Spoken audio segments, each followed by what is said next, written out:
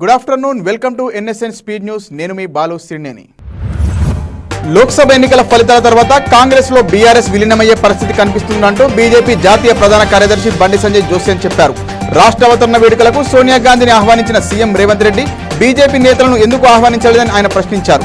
ఢిల్లీలో విలేకరుల సమావేశంలో పాల్గొన్న బండి సంజయ్ రాష్ట్ర ఏర్పాటు లక్ష్యాలను గాలికొదిలేసిన కేసీఆర్ ను వెతికి మరీ ఆహ్వానం ఇవ్వడం వెనుక ఆంతర్యమేంటని తీవ్ర విమర్శలు చేశారు. ప్రముఖ పుణ్యక్షేత్రం యాదగిరిగుట్ట శ్రీ లక్ష్మీనరసింహస్వామి ఆలయంలో నేటి నుంచి డ్రెస్ కోడ్ అమలు చేస్తున్నట్టు ఆలయం ఈవో భాస్కర్ రావు ఉత్తర్వులు జారీ చేశారు. ఆర్జిత సేవల్లో పాల్గొనే భక్తులు సాంప్రదాయ దుస్తులు ధరించాలని తెలిపారు. మహిళలు చీర, చుడీదార్, పురుషులు తెల్లని ధోతి, తెల్ల లుంగి, షర్టు ధరించి ఆలయంలోకి రావాలని సూచించారు. ఢిల్లీ సీఎం అరవింద్ కేజ్రీవాల్ ఇవాళ జైల్లో లొంగిపోనున్నారు. కేజ్రీవాల్ కు ఇచ్చిన మధ్యంతర బెయిల్ గడువు ముగియడంతో ఆయన ఇవాళ మధ్యాహ్నం తీహార్ జైలుకు వెళ్లనున్నారు. లిక్కర్ స్కామ్ కేసులో అరెస్టైన కేజ్రీవాల్ లోక్సభ ఎన్నికల్లో ప్రచారం చేసుకునేందుకు సుప్రీంకోర్టు మధ్యంతర బెయిల్ ఇచ్చింది. ఆ గడువు ఇవాళ్టితో ముగిసింది. మరోవైపు ఢిల్లీ కోర్టులో ఆయన వేసిన బెయిల్ పిటిషన్పై జూన్ 5న తీర్పు వెలువడనుంది. యూపీఐ లావాదేవీల్లో సరికొత్త రికార్డు నమోదైంది. మే నెలలో 20.45 లక్షల కోట్ల విలువైన 14.4 బిలియన్ల ట్రాన్సాక్షన్స్ జరిగాయి. ఏప్రిల్లో అత్యధికంగా 19.64 లక్షల కోట్ల విలువైన 13.3 బిలియన్ల లావాదేవీలు జరగగా ఇప్పుడు ఆ రికార్డు బ్రేక్ అయింది. ఏప్రిల్లో ప్రతిరోజు 65,482 కోట్ల విలువైన 443 మిలియన్ల ట్రాన్సాక్షన్ జరగగా మేలో 65,966 కోట్ల విలువైన 453 మిలియన్ల ట్రాన్సాక్షన్లు జరిగాయి. సికింద్రాబాద్ రైల్వే స్టేషన్ పునరుద్ధరణ పనుల కారణంగా కాజీపేట మీదుగా రాకపోకలు సాగించే పలు రైళ్లను ఇవాళ నుంచి రద్దు చేసినట్టు రైల్వే అధికారులు తెలిపారు. సికింద్రాబాద్ సిర్పూర్ కాగజ్నగర్, సికింద్రాబాద్ మధ్య నడిచే భాగ్యనగర్, సికింద్రాబాద్ విజయవాడ, సికింద్రాబాద్ మధ్య నడిచే శాతవాహన ఎక్స్ప్రెస్ రైళ్లను ఈ నెల 2, 5, 6, 8, 9 తేదీల్లో రద్దు చేసినట్టు వెల్లడించారు. మహేష్ బాబు హీరోగా SSMB 29 అనే వర్కింగ్ టైటిల్ తో తెరకెక్కనున్న మూవీలో బాలీవుడ్ హీరోయిన్ జాన్వీ కపూర్ నటించనున్నట్టు తెలుస్తోంది.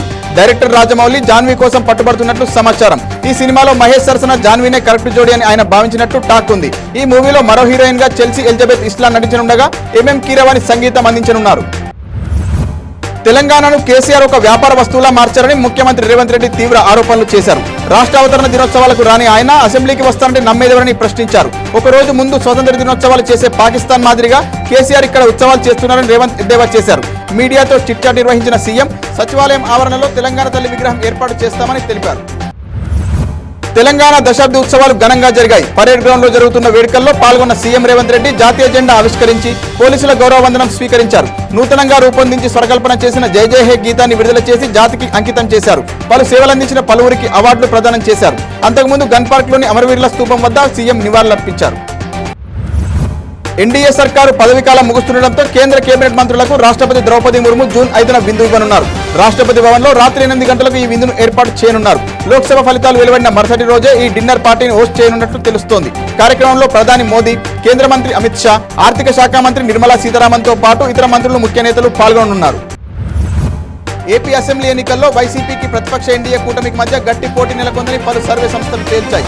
వైసీపీ అధికారంలోకి వస్తుందని కొన్ని సంస్థలు చెప్పగా ఎక్కువ సంస్థలు మాత్రం టీడీపీ, జనసేన, బీజేపీ నేతృత్వంలోని ఎన్డీఏ కూటమి వైపే మొగ్గు చూపాయి.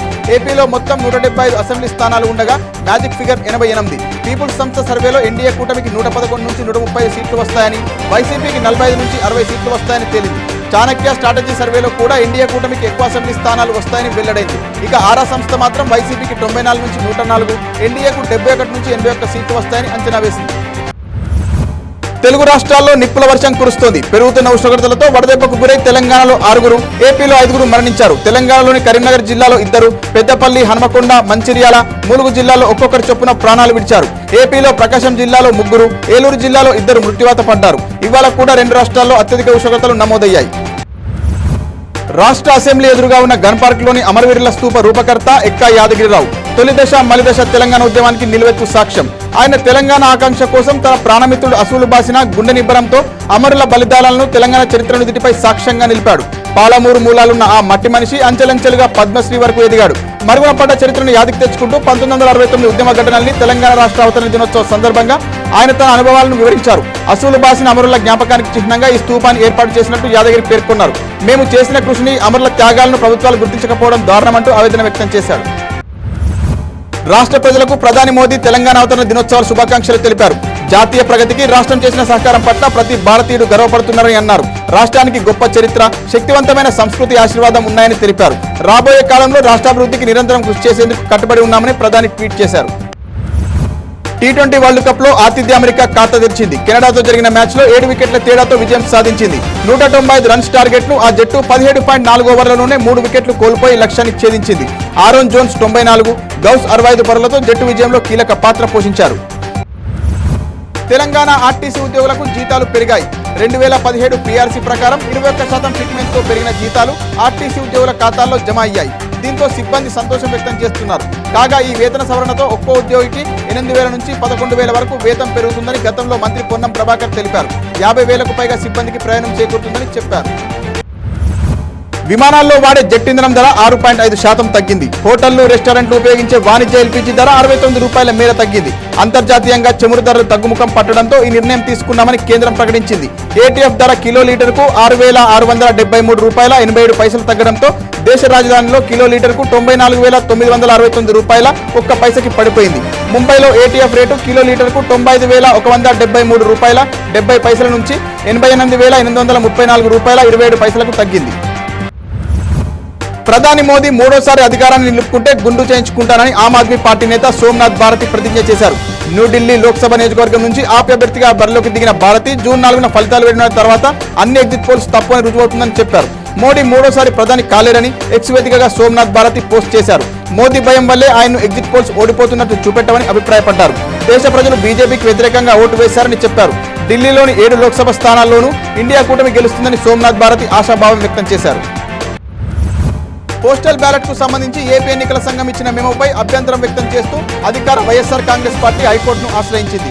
వైసీపీ దాఖలు చేసిన పిటిషన్ను కోర్టు తోసిపుచ్చింది. ఎన్నికల సంఘం వాదనతో ఏకీభవించింది. పోస్టల్ బ్యాలెట్ ఓట్ సీల్ చేయకుండా కౌంటింగ్ కు అర్హత ఉందని ఎన్నికల కమిషన్ ఇచ్చిన వివరణను సమర్థించింది AP high court. YCP petition dispose చేస్తూ ఆదేశాలు జారీ చేసింది. పిటిషన్ విచారణ అర్హత లేదని పేర్కొన్న న్యాయస్థానం ఎన్నికల పిటిషన్ దాఖలు చేయాలని వైసీపీ తరపు పిటిషనర్కు చెప్పింది. అయితే ఈ పరిణామాలపై స్పందించిన వైసీపీ ప్రధాన కార్యదర్శి సజ్జల రామకృష్ణారెడ్డి పోస్టల్ బ్యాలెట్ వ్యవహారంపై సుప్రీంకోర్టుకు వెళ్లే యోచనలో ఉన్నామన్నారు. బంగారం ధర తగ్గేదే లేదంటూ ₹1,00,000 దిశగా దూసుకెళ్తోంది. బంగారం, వెండి ధరలు పెరుగుతున్నాయి తప్పితే కిందికి దిగిరావడం లేదు. ప్రస్తుతం బంగారం ధర 73,000 చేరువలో కొనసాగుతోంది. 24 క్యారెట్ల 10 గ్రాముల బంగారం ధర 72,550గా ఉండగా 22 క్యారెట్ల గోల్డ్ 66,500గా కొనసాగుతుంది. వెండి ధర కిలో 93,500గా ఉంది. ఢిల్లీలో 10 గ్రాముల 22 క్యారెట్ల బంగారం ధర 66,500, 24 క్యారెట్ల బంగారం ధర 72,700గా కొనసాగుతోంది. ముంబైలో 22 క్యారెట్ల గోల్డ్ రేట్ 66,500, 24 క్యారెట్లు 72,550 రూపాయల వద్ద స్థిరపడింది. దేశవ్యాప్తంగా లోక్సభ ఎన్నికల ప్రక్రియ ముగిసింది. లోక్సభ 7వ విడత ఎన్నికల పోలింగ్ ప్రశాంతంగా జరగడంతో సుదీర్ఘ ఎన్నికల ప్రక్రియకు స్థిరపడింది. 7 దశల్లో జరిగిన ఎన్నికల ఫలితాలు జూన్ 4న వెలువడనున్నాయి. 44 రోజుల పాటు సుదీర్ఘంగా సాగిన ఓటింగ్ ప్రక్రియలో దేశ ప్రజలు తమ ఓటు హక్కును వినియోగించుకున్నారు.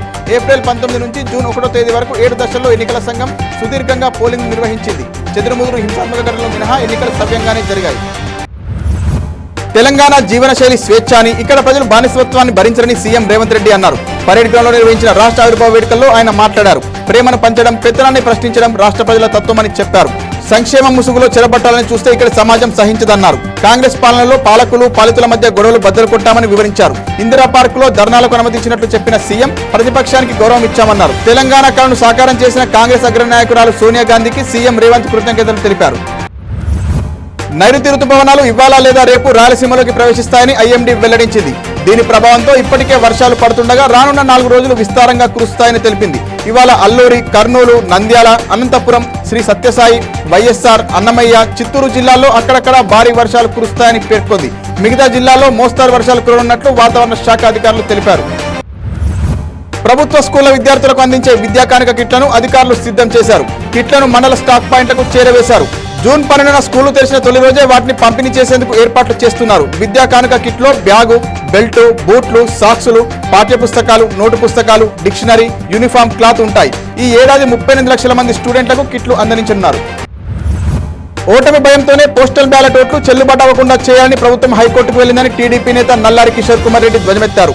ఉద్యోగుల ఓట్లు చెల్లుబాటు కాకుండా చేయాలని చూస్తున్న సీఎం జగన్ భారతదేశ చరిత్రలో చరిత్రహీనుడిగా మిగిలిపోతారని వ్యాఖ్యానించారు. సోషల్ మీడియా యాప్లు రోజుకో కొత్త ఫీచర్తో సత్తా చాటుతున్నాయి. వినియోగదారుల ఆలోచనలు, అభిరుచులకు అనుగుణంగా ఎప్పటికప్పుడు సరికొత్త ఫీచర్లను అందుబాటులోకి తీసుకొస్తున్నాయి.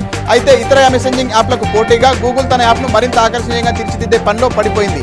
ఇప్పటికే వాట్సాప్, ఇన్స్టాగ్రామ్ వంటి యాప్లకు ఎడిట్ ఆప్షన్ అందుబాటులో ఉండగా ఇప్పుడు గూగుల్ కూడా ఎడిట్ ఆప్షన్ను తన యాప్లకు జోడిస్తోంది. దీంతో ఇకపై RCS చాట్ ద్వారా పంపే సందేశాలను ఎడిట్ చేసే అవకాశాన్ని తన యూజర్లకు గూగుల్ అందుబాటులోకి తెచ్చింది. మరింత వార్తల సమాహారంతో రేపు మళ్ళీ కలుద్దాం. నమస్కారం.